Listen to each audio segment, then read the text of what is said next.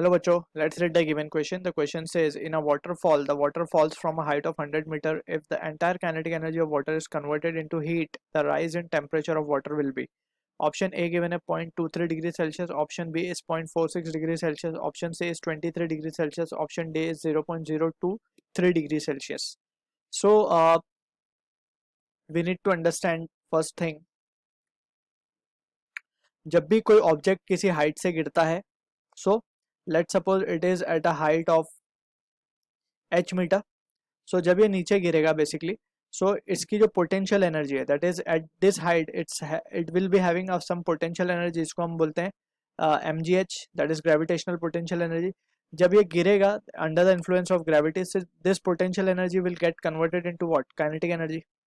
ठीक है, और हमसे बोला जा रहा है ये काइनेटिक एनर्जी किस में कन्वर्ट हो जाए, हीट में, दैट इज क्यू. ठीक है, एंड वी नो कि ये जो हीट है, हीट अगर वाटर को मिलेगी इतनी heat, so we can say using the concept of specific heat, हम क्या कह सकते हैं कि स्पेसिफिक हीट बेसिकली क्या, it is the heat required to raise the temperature of the body. So water का टेम्परेचर क्या होने लगेगा अगर ये काइनेटिक एनर्जी वाटर की हीट में कन्वर्ट हो गई, so water will start getting heated up.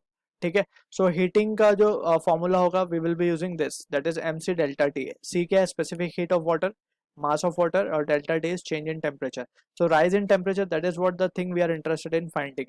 ठीक है, so अब इसको solve करने के लिए we can say now we will first calculate the value of potential energy.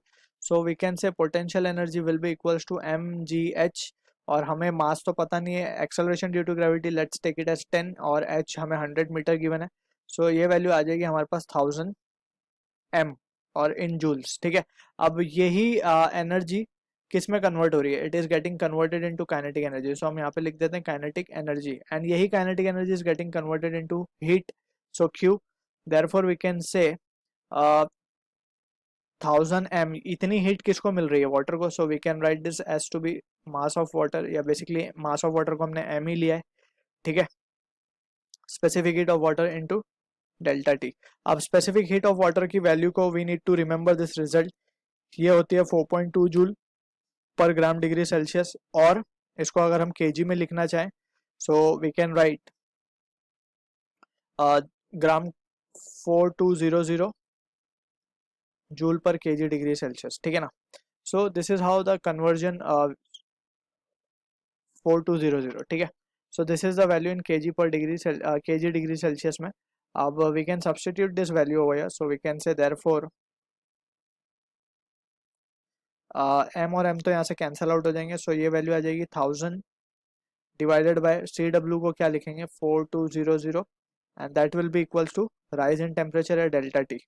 ठीक, सो फाइनली इसको जब हम सॉल्व करेंगे, so this result comes out to be 10/42, that is it will be equals to, therefore delta T will be equals to 0.23 degree Celsius. So जो कि हमारा option है A.